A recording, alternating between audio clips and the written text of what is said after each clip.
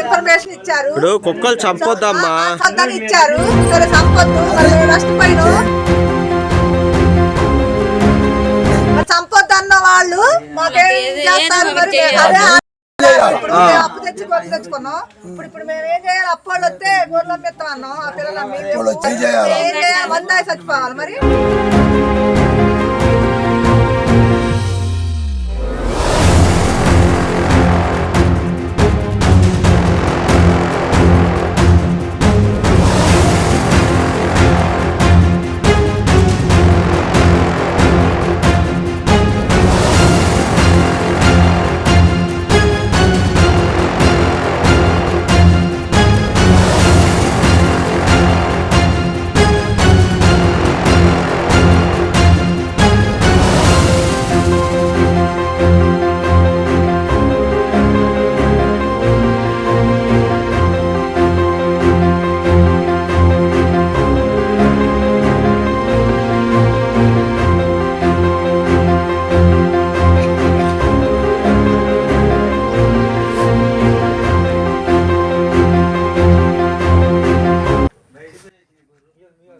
ఈ దృశ్యం ఎంత భయానకంగా ఉందంటే అసలు మొత్తం అసలు చాలా ఘోరమైన సిచ్యువేషన్. మాట్లాడదాం. ఏం పేరండి మీ పేరు?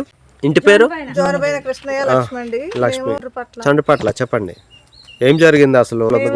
కూల్ చేసుకొని బతుకుతామండి. నేను నాటుకెళ్ళినా, నాటుకెళ్ళి వచ్చి పడుకున్నా. నేను పొద్దా తిరిగి వచ్చి పడుకోండు. అప్పటికి 2-3 సార్లు వేసి చూసిను. అప్పటికి ఏమీ అలికి లేదు. తెల్లవారుజామున 2:30-3 సందులో జరిగింది ఇది. మొత్తం చంపిని తిని. అంటే అరిసినాయండి? ఏమన్నా అరుస్తుంటే మీరేమన్నా? 3 సార్లు చూసినామండి, ఏమీ అలికి లేదు. అప్పుడు అప్పు చేసి కొనుక్కున్నాం. ఓకే.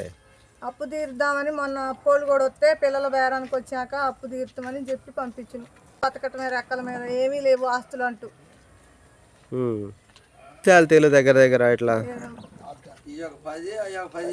20 శాలరీల దాకా దగ్గర దగ్గర గాయాలైనవి. 10 ఉన్నాయి. ఈ 10 మాకేమీ ఆధారం లేదు. రాజుకొని అప్పు తీర్చుకుందామంటే ఇవి కూడా భగవంతుడు తీసుకుపోయిండు. మాకేమీ లేదు, రెక్కలే ఉన్నాయి. ఇంకా ఎవరన్నా ఉంటే సాయం చేయండి మాకు. బాగా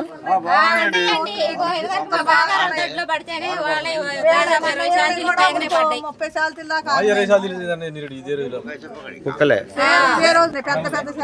మరి అప్పుడు ఏమన్నా మరి ఇట్లా సహాయం ప్రభుత్వం కానీ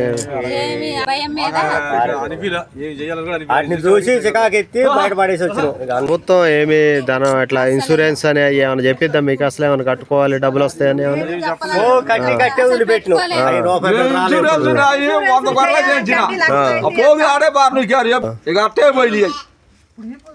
కుక్కలు బాగా ఇబ్బంది పెడతాయి. అసలు మళ్ళీ కోతులు పట్టించుకునే నాదుడు లేడు. కుక్కలు అంటే అసలు ఎవడు పట్టించుకోవట్లా. బాగా పెరిగినాయి అంటారా కుక్కలు? అసలు బయటికి పోండి, బాగుండి. ఊళ్ళో కాడికి బయట ఎక్కువ అవే రోడ్డు అమ్మ పుల్లు అన్ని అవే కుక్కల వల్ల పెంచే సార్థకం లేదు. ఇక ఎవడు కోళ్ళు అమ్మ నువ్వుతున్నా బాగా అప్పులు ఎత్తి కొనుక్కొని ఇంట్లో మిగిలేదు ఏమీ లేదు. పట్టించుకున్నా నాదుడు లేదు. మీ పేరు? నా పేరు దడిపినే వీరభద్రరావు గారు. ఏ ఊరు? చండ్రుపట్ల. మీకున్నాయి గొర్రెలు? నాకు 150 చాల్చీలు ఉంటాయి. 2 రోజులు తిరిగితే టీకాలు వేసిపోయారు. నక్కల మందు మాకు రావట్లేదు. 2 సంవత్సరాలు బట్టి ఏమీ లేదు. ఏమైనా ముందుకైనా పోతే మా కాడ రాజు మేము పైనుంచి రాజు మేమేం చేసాం అని అంటున్నారు. కుక్కలు మాత్రం భారీ ఎత్తుకోండి. వస్తారా వెటర్నరీ? పిలిస్తేనే వస్తున్నారు. మేము 2 సార్లు 3 సార్లు పోతేనే వస్తున్నారు. డాక్టర్ గారు ఖమ్మం నుంచి రావాలా, సత్తపల్లి నుంచి రావాలా, ఎవడని వచ్చినా ఏం కావాలి ఇప్పుడు మీకు? మీకున్నాయా గొర్రెలు? ఉన్నాయండి. ఎన్ని ఉన్నాయి? ఆ కుక్కలు ఎక్కువ మా దారగారు ఉండట్లేదండి మెయిన్ పాయింట్. 10 లోపల వెళ్ళిపోతుండవు. కుక్కలు అయితే భారీ ఎత్తుకొని సంపాలా. అది కోతులు రేతులు కుక్కలు మాకు ఏం చేయాలా ఏంటంటే మాకు తెలవట్లేదు. సంపదని ఇన్ఫర్మేషన్ ఇచ్చారు. ఇప్పుడు కుక్కలు సంపద అని ఇచ్చారు. సరే సంపద్దు మరి మేము నష్టపోయినాం. మరి సంపద అన్న వాళ్ళు మాకేం చేస్తారు? మరి అదే ఆధారం. ఇప్పుడు మేము అప్పు తెచ్చి గొర్రెలు తెచ్చుకున్నాం. ఇప్పుడు మేము ఏం చేయాలి? అప్పోళ్ళు వస్తే గొర్రెలు అమ్మిస్తాం అన్నాం. ఆ పిల్లలు వచ్చారు అప్పోళ్ళు వచ్చారు. ఏం చేయాలి? మందాయి చచ్చిపోవాలి. మరి అంతేగా మా కుటుంబం మందులో చచ్చిపోవటమే. రెక్కలే ఉన్నాయి. మరి కూలి పని చేసుకునేది ఇటువంటిప్పుడు ఏమన్నా ఆర్థిక సహాయం చేయాలంటారా? ఇట్లా వాళ్ళకి ఏమీ లేదండి.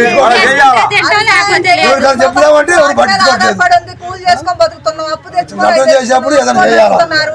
ఇప్పుడు నలుగురు వచ్చేటప్పుడు అప్పు కట్టకపోతే బరువు పోయిందిగా. మరి ఆ బరువు కోసం మేము ఏం చేసుకోవాలి?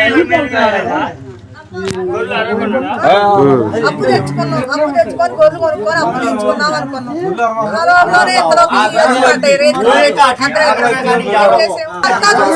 నైట్ 2-3 సార్లు లెగుతున్నాం. మరి పద్దాక నైట్ పని చేసాం. పని చేసి పగలల్లా నైట్ ఒక నిమిషం అన్నా కొద్ది ఖాళీ ఉండాలిగా. తెల్లవారు 2-3 సార్లు తిరిగి చూసాం. మరి 3 సమయంలో కూడా వచ్చింది. అట్లా చేస్తే మేమేం చేసేది? మొత్తం అప్పుడే తెచ్చుకుంటే ఆగమైపోయింది. మా పరిస్థితి ఏంటో అర్థం కావట్లేదు. మరి మాకేదన్నా న్యాయం చేయాలంటే సహాయం